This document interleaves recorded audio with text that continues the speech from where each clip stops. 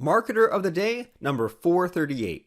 Be of service and value to others. How to network, build loyalty, develop relationships, and express gratitude with Meredith Bell.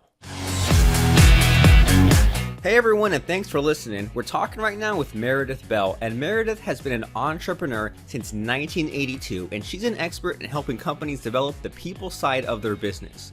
Meredith is the co-founder and president of Performance Support Systems, which is a global software company based in Virginia. Their products are used by leadership coaches and consultants, as well as internal learning and development professionals to help managers become more effective leaders. And one of Meredith's strengths is building strong relationships, and she and her business partners have worked together for 25 years, and many of their clients and resellers have done business with them for 20 years, and she understands what's required to build the loyalty and commitment that lead to repeat business and referrals, and she takes pride in getting feedback like this, which is from a reseller who's worked with her company since 1994, and they said Performance Support Systems is the epitome of the client-centered, high-integrity, high-support company with world-class products. You could look for a lifetime and not find its equal. So a lot of stuff to throw in there, but hey, Meredith, how are things? Oh, just great. Thank you so much, Robert. It's a pleasure to be with you today. It's a pleasure to be talking with you. So what has you fired up these days? What's on your mind? You know, the big thing that we are focused on is introducing our products to organizations. That includes business owners like your audience, as well as leaders in larger companies, because, so often people leave companies because of their boss. And so we're out to provide tools that help these leaders become more effective in the way they communicate, interact, inspire people to do their best work. So I love doing that. And I've been doing that for many years, but I never get tired of it because every day you see in the news more people who need, this kind of training and understanding about what's required to get the best out of people. So just to kind of to help me understand and get on the same page as you as far as these leaders that aren't getting the best out of people, what usually happens? What is this problem that seems to be popping up everywhere? Well, a huge piece is simply not listening or not clearly conveying what they want and need from the person. And so this whole, our school systems are really lacking in teaching some of the skills that people need to be effective, not just at work, but when they are supervising and managing and trying to lead other people. So they think sometimes they're being clear when they're not. They often avoid conflict so they don't have to deal with the uncomfortable, aspects of that. They don't know how to help people really learn from when they make a mistake. So, at the extreme, you can have someone that's very passive aggressive. They say nothing and then they blow up at times when people don't do what they think they will do.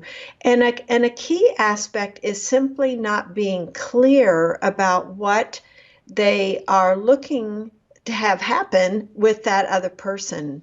So it's a combination of things, but I think a lot of it deals with, not being comfortable with how to communicate effectively with other people and really understand, everybody else is a human being who has needs and wants too, and trying to approach them in ways that don't facilitate a positive response from them, I guess. So what we're trying to do is help them learn how to listen better, how to give positive feedback more often so people, feel appreciated, how to give constructive feedback in a way that doesn't put the other person on the defense. And so, because the whole goal, of course, is we want to listen to each other and understand each other. And so it's learning how to interact with people that help them feel safe and at ease and willing to be honest so you can have a real dialogue. And that's cool. And that's a lot to think about, even as we're just getting started here, because I can definitely, as you were explaining all that, what came to mind was the boss from that movie Office Space. Did you see that one? Yes. And that nerdy boss, just exactly what you were describing, right? Like kind of just in his own world and not really listening and not really helping the problem to be corrected. And I can definitely relate to that on in like the giving end and the receiving end, right? And like because sometimes I outsource and I'm trying to get better at doing more outsourcing, and sometimes I'll say, well, I need this stuff done, and I'll be real quick about it, and I'm like, of course it makes sense for me to put that in one sentence and like just do this, just set up this website, just make this web page. And then when what they see, they misinterpret it because the instructions aren't clear, and then they think that they're doing what I'm asking, but then what comes back is what they thought was what I'm asking, but then I look at it as if, oh, well, they weren't listening, or they did the opposite of what I was doing. And what I should have done and what I'm getting better at is having those more detailed instructions. And then he also mentioned in there, so there's like the instruction side of things, and there's also like the kind of the encouragement, emotional support side of things, where we might be too harsh or too mean and not realize it. And then also you mentioned in there that sometimes it helps just to like do a little encouragement or a little compliment that might seem kind of unnecessary or just a tiny little bit of effort for us, and why bother. But then for to be on the receiving end of that, it seems like that can make quite a difference. So is that on the right track, any of that stuff? Well, it is. And just to give you a quick example, are you familiar with Bill Glazer? He used to be the Yes. president of GKIC. Glazer Well, Kennedy, yeah. yeah, I was a member of that for a number of years, and I would make a point of going up to him during the conferences to give him positive feedback. There was always something, I was especially appreciating about the conference. And having run live events myself, I know how easy it is for people to complain, about whatever. But I'll never forget this one time that I went up to him. We had gotten to know each other, and I don't even remember now what I was telling him that I appreciated about it.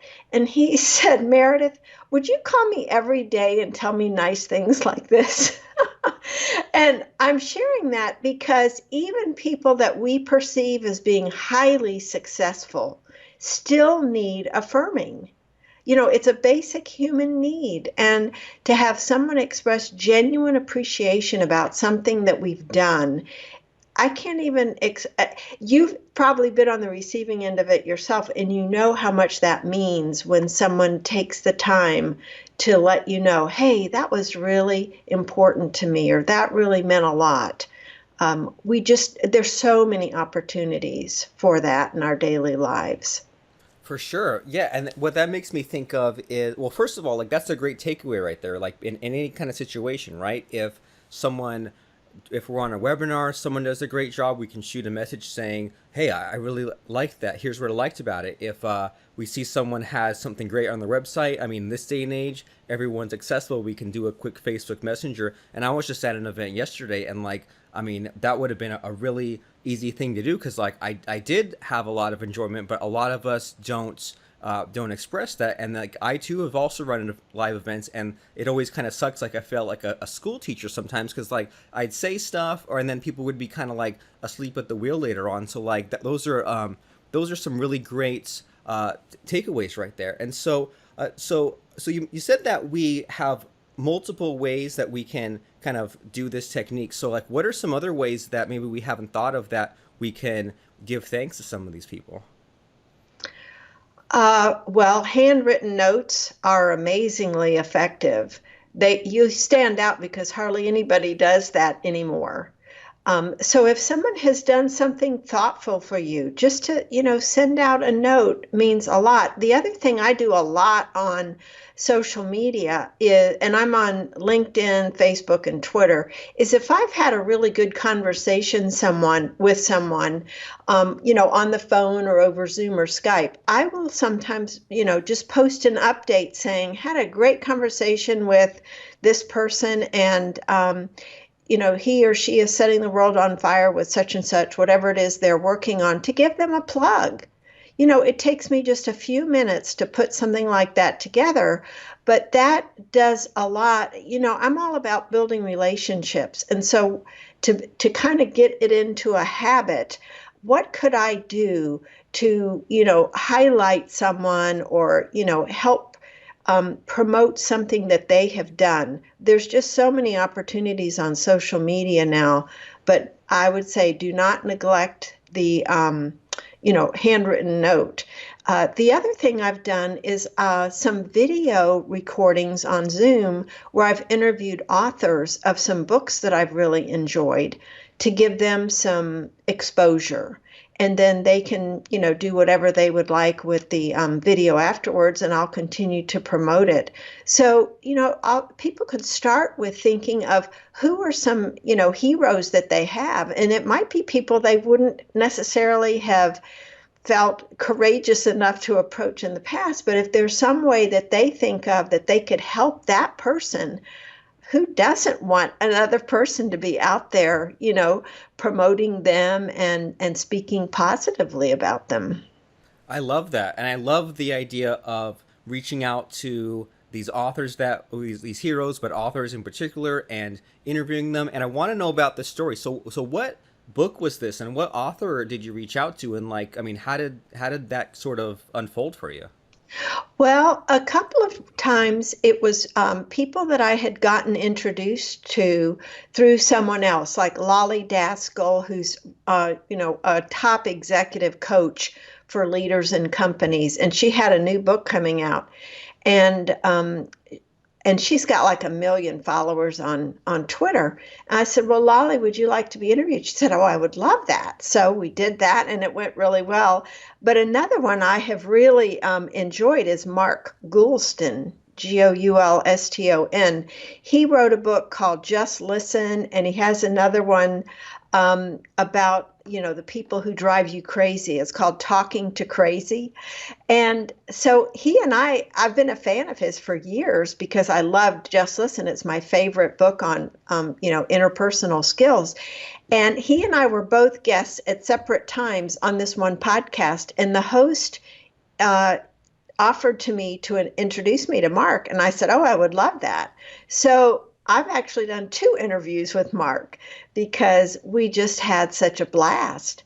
And, he's such a genuine person. But there's any number of people. I would do even more. It's just that, time prevents me from doing as many as I would like to because I'm an avid reader. But people just need to think about, who is someone whose book they've appreciated. Maybe they even wrote a review for it on Amazon. But I'll tell you, authors have put their heart and soul into writing their books most of the time. So anyone who's willing to give them some additional exposure, it's usually, a welcome opportunity for them. And that's a really good way of looking at it because I know that even up until a couple of years ago, whenever there was an author who had a book out there, I thought, oh, they're too big for me. I can't really reach out and talk to them. But I've had Lolly Daskell on the show a few months ago, and she was super great. So one thing I'm curious about with that is, so if we read a book and we like the book and maybe we've left a review and we reach out to the author, is there such a thing as someone who's too big for us, too high profile? Or even if someone's super famous, do you think, is it worth reaching out anyway? Absolutely. Our hesitation is often due to the stories we tell ourselves. That person's too big. Well, it's not true. It's just stuff we tell ourselves. And the worst that can happen is they say, no, I'm too busy. My schedule won't allow. But, I often start by connecting with someone on LinkedIn. If I'm not already connected with them, and I'll write them a personal note to request the connection and say, I just finished your book, such and such, and loved it.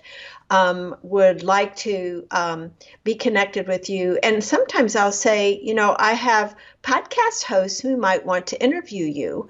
And of course, if they're looking for greater visibility, it's always looking at what can I do for them. I think that's an important point when you're trying to approach anyone, but especially the people that are what you might call celebrity status. They're so used to people asking for things. But if you approach them instead by saying, here's what I'd like to do for you, they're all ears. That's awesome. And so as far as, reaching out to people, I used to not it sounds really bad to say, but I used to not value people as much as I do now, and like I still valued people, but like I wasn't always looking, I wasn't always thinking in that way that you just described there, as far as like helping people. Like I wanted to help people in a general sense, but not to the extent of, if I read a book and I liked it, to reach out to the author and do what I can to get more exposure and all that kind of fun stuff. And so I've been better at that now. But when I kind of tell people about this news, I'm like, I'm better at reaching out, and I get people on my podcast, I do interviews and I help them out. The answer always seems to go to, or the question seems to always go to, well, how is that helping you? How is that making you money? And I know that it's like it's not like it's taking all my time, but I know that I need to spend a certain percentage of the day kind of to grow the business in that way. But I never really have a good answer to those, I guess you could call them naysayers, the people saying like, well, how does that make you money? So what is your answer to those types of people? Oh, I love that question. I think because people ask me too, I've been on more than a couple dozen podcasts. How do you monetize that? So it works on both sides of the microphone. And to me, the answer is I want to be of service to others. And I guess I just have this ultimate faith that the more I give, the more comes back to me. Some of these podcast hosts have become excellent friends and have introduced me to other people that have led to business. And I think that that is true for you as a host. You're able to invite people to be on your podcast as a guest that you might not otherwise, have a really good reason to approach. But when you want to pick their brain so that you can provide value to your audience, then that's worth a lot. And I think the key thing on, again, either side of the microphone is nurturing the relationship. So in your case, I'll want to recommend other people as guests to you going forward. And I just think here's, to me, the bottom line. One of my very favorite books is called well, shoot, I just went out of my head. It's about the prosperous coach. And it's about people who, are going into the profession of coaching.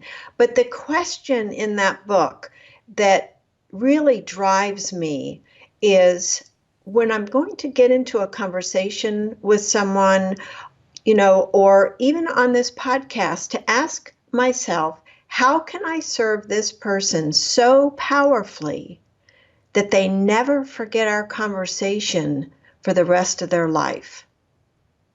That's kind of a tall order there. It is, but I'll tell you what it does for me. It's not like, what it does is it shifts me from trying to make an impression and what are they going to think of me to focusing on them. Because the only way they're going to remember you is if you ask questions or say some things for them or offer ideas that really resonate with them and touch on something. So for me, that means asking a lot of questions. When I get in an initial conversation with someone, the main talking that I'm doing is in the form of questions. Well, tell me about this. And then how did that go? So that I'm learning about them. And what I'm doing in my brain is kind of trying to think about, okay, what are some resources? What are some people that I know that could be helpful to this person? And so I'll just start sharing, a book or someone I want to introduce them to, so that it's not saying, oh, well, Meredith is so great. It isn't. That's not my goal. My goal is what could help this person at this particular point in time. And that's what I'm really focused on. And you know what that does, Robert, which is really interesting. I'm not feeling uptight about when am I going to have the chance to talk about our products, right? It's relaxed because I know that I will have done what I needed to do if I serve the person well. And what's interesting is many times in the conversation, they'll turn around and say, well, now I haven't heard much about you and what you do. I want to learn more about your products because I might be able to use them in my business, or I might know someone. So it all works out. It's just that when your attitude is serving, and focusing how to be helpful, it makes a huge difference in the response you get because people can sense if you're kind of waiting for your turn to talk and you're waiting to jump in to, promote your stuff. It just feels really differently. And we're all kind of I guess, on guard against people trying to sell us. And so when you come across and you genuinely are concerned about being of help to them, it makes a huge difference. I like that a lot in a number of ways. I mean, first of all, like, there's something in there that you said where about like instead of you trying to focus on what you're gonna say or your chance to jump in, you focus on them, and not only does it turn things around and all that, but it first of all helps to overcome your own insecurities, your own butterflies in the stomach, because now it's about them. And then the way that you're describing that, well, also there's the reciprocity factor in play because you're giving, giving, giving, and they're kind of feeling a little obligated to return the favor, and that's obviously that's not the goal, but that's a nice little benefit there. And you're basically being like a problem solver, a troubleshooter, an entrepreneur, and like it just the way you're describing it sounds like doing this is a great way to stand out when everyone else is out there trying to see how they can get an angle or waiting for their turn. You're just being this completely different person than they're used to. And so as you're describing this, I mean, we're starting to run short on time, but I'm sure that there are some sort of do's and don'ts here, because like I can imagine some people like messing this up or maybe being like a little like too pushy or annoying. So do you have any do's and don'ts for anyone who's looking to reach out more and help people in this way? I would say when you, and I think about connecting with people, on social media. And you've probably had this experience yourself. Somebody requests to connect with you on LinkedIn, you accept, and the very next thing you see in your inbox there is, them describing their product and how it can help you. Yeah, That's a big that. long like pre-written message about like, oh, how can we work together? And yeah, Yeah, all the time, and I just delete that.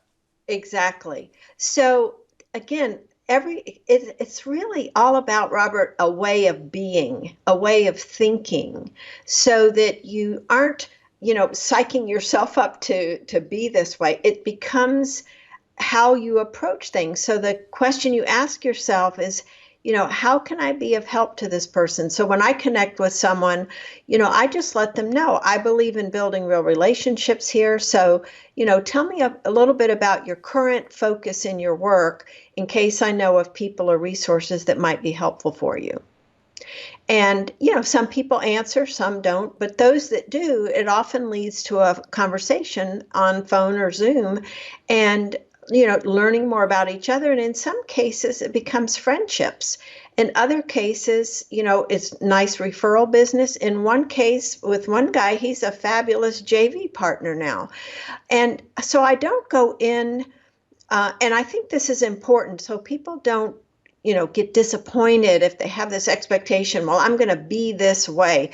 It's not a technique. That's why I'm saying it's a way of being, so that you go in with curiosity, genuine interest in learning about this other person and how you might be of help. And you're absolutely right. The reciprocity factor kicks in. If someone else is also more of a giving spirit than a taker, they're going to be really eager to help you back in some way. And so there's just been some wonderful surprises that have happened over time with taking that approach. I've never been disappointed, I'll say that, about having taken that approach. I used to, years ago, before I understood this so well, I used to get really anxious about calls because it's like, okay, so when am I going to talk about this? I had tremendous pressure on myself, and the other person could sense it. But when they can tell you're just enjoying talking to them and learning about them, here's the deal, Robert.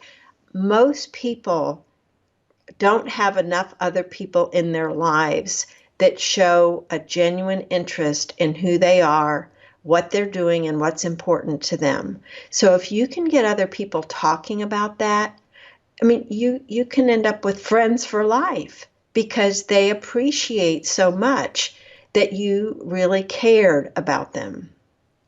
Super duper cool. And a lot of things come to mind with all that. Like there's that saying that like if you someone did some kind of analysis and they found out that the average person out there has point 0.8 friends. The average person doesn't even have one friends because we're all in the real world in person. A lot of us are kind of disconnected, or the people in our lives, like our friends, are kind of detached or not really supportive. So I love the way that you put that, is that most people don't even have that supportive person. So if you're the person that can reach out, then you'll be even better than the people who are right there in their inner circle. And then as you were talking about how like your attitude is better about it now, I can definitely relate to maybe having the wrong mindset about this a few years ago as far as reaching out. And I used to maybe I'd see someone out there and I'd like, send a message and I'd reach out, or we'd have a phone call, and then if nothing happened from that, I'd get sort of bent out of shape. I'd get sort of offended and be like,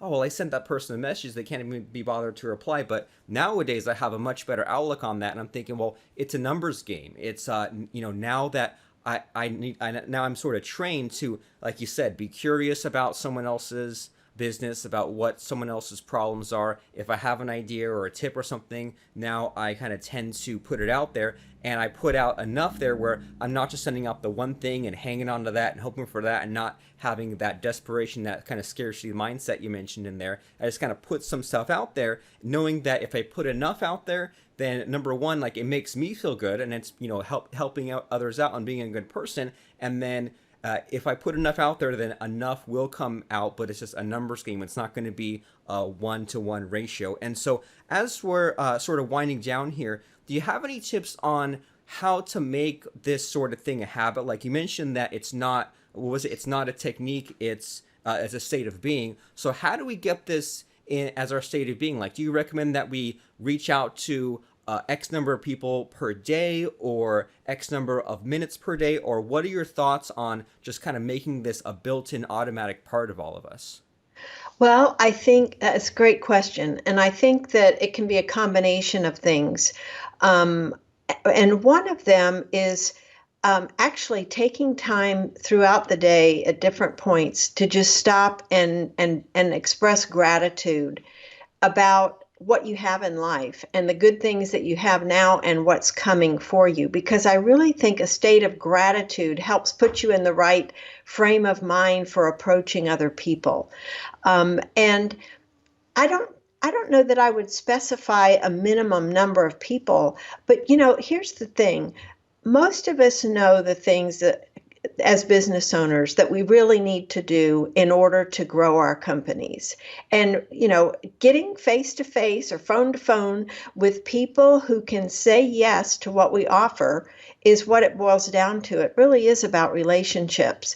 So I think when people are imagining who might I, approach and how can I approach them, think about it with the hat on that's asking, how can I be of value to this person? What would they need? Quick example, Joe Polish. Yeah. Okay. Piranha So marketing. Joe I met one time. By the way, there's a really interesting story about Bill Glazer. I ended up speaking at one of their conferences to 900 entrepreneurs because of different steps that went before that. But Joe Polish was at that conference, and I touted one of his programs. And so he and I have, been in touch ever since. And I remember one time I had done something on LinkedIn, and he wrote me and said, Meredith, I really need to be doing more on LinkedIn. So I wanted to introduce him to somebody. And after I did that, I actually had a phone call about it. And he said, well, Meredith, what can I do for you? You've been so great to me. And that's the kind of thing that happens, where people say, what can I do for you after you give to them? So the bottom line, I'd say, rather than giving a recipe, is when you're getting ready to approach someone, do enough research on them so you get an idea of where they're trying to go with their business and how you could be of value to them. either again by making an introduction or providing something that maybe they didn't know about. I'd say that's really a key point, so that you're perceived as someone that's a giver when you approach them. I love that so much, and to have someone like that to be asking you what they can do for you is so amazing. And I love the quick and easy ways that you're describing this, because it's super easy for you to just look at someone's. I mean, in this day and age, you look at their LinkedIn, look at their Facebook, look at their blog or their podcast, and you can pretty easily see something that could help them or something that they're working on or something that they're missing, and you just make a quick introduction, you make that quick resource. And I have a friend who I had on my podcast once, and every now and then he'll if he sees a news article or something that he thinks I'll find interesting, he'll print it out, put it in an envelope, and shoot it in the mail to me. And how long does that take? A couple of minutes? He didn't have to write a big, huge, long thing. He didn't have to go out of his way and spend all the time in the day to help other people. Just a quick touch, a quick helping out. Super amazing. And we make that a part of our daily lives. I mean, that seems like a great, great thing to do. So speaking of helping each other out, I want to help you out, and I'm sure that you want to help the people in our audience out. So can you tell us about your websites and what you have there and what you can do for us? Sure, thank you. I'm on LinkedIn quite a bit, so if you look me up there, Meredith Bell. And our two websites, we have one for, it's a survey tool, surveys for small business that I think would be of interest to your audience, where you can set up a survey to, get feedback about your company or your product or even yourself from others. And then we have another one called strongforperformance.com, which is an online coaching and development tool if you want to improve communication skills or strengthen areas that you need to be an entrepreneur, like courage and perseverance and composure, so that you don't get rattled by things that happen inevitably over the years. Awesome. So those places to go. So there's Meredith Bell on LinkedIn. There's strongforperformance.com. And what was that other one in the middle? I'm sorry. That's okay. Surveys for small business. Surveys for smallbusiness.com. Well, super awesome. I'm glad that you took the time to stop by. I hope that everyone got a lot out of our discussion today, and a really good reminder, because it's really tempting. It's really easy to let ourselves be stuck in our box, to hide behind the computer screen. If some of us are working from home, it's easy to just hide there and think to ourselves, I'm just going to be the mad scientist. I'll just be the person that has a really good idea, and I'll hunker down and I'll do my little marketing thing. Well, have fun trying to make some sales without going out and talking to people, or without getting your customers or your joint venture partners. If you want to not have to work so hard and you want to make the big money, you have to reach out to people. You have to solve people's problems, be a giver, build those relationships, all great stuff. And maybe things that maybe we heard back in the day, and maybe over time we let those things get put to the wayside and we wrote those things off as maybe sayings or platitudes. Well, these things work. We need to make them as part of our daily life. So make sure that you check out those websites, and make sure that you connect with Meredith on LinkedIn. How great would it be if you reached out to Meredith on LinkedIn and said, hey, I heard your podcast on Robert Plank, or I heard your interview on Robert Plank's podcast, and I'd like to connect with you, and I want to know what you're doing, or I want to see how I can help you. Why not reach out to the giver herself? You can give to her. And I love the tip that we began with of, if there's any kind of marketer that you follow, or a book author, whoever, maybe take the time today to spend those couple of minutes to reach out. So that way you actually took some action after listening to today's show. So thanks, Meredith, for stopping by and sharing some of these insights for these things that we all need to do, no matter what size business, what niche, no matter how long we've been in this, no matter what we know, we all need to do this. So thanks for coming by and setting us straight. Thank you, Robert. I enjoyed our conversation. We really appreciate you listening to today's episode of Marketer of the Day. Subscribe to us on iTunes and rate and review us at marketeroftheday.com/iTunes.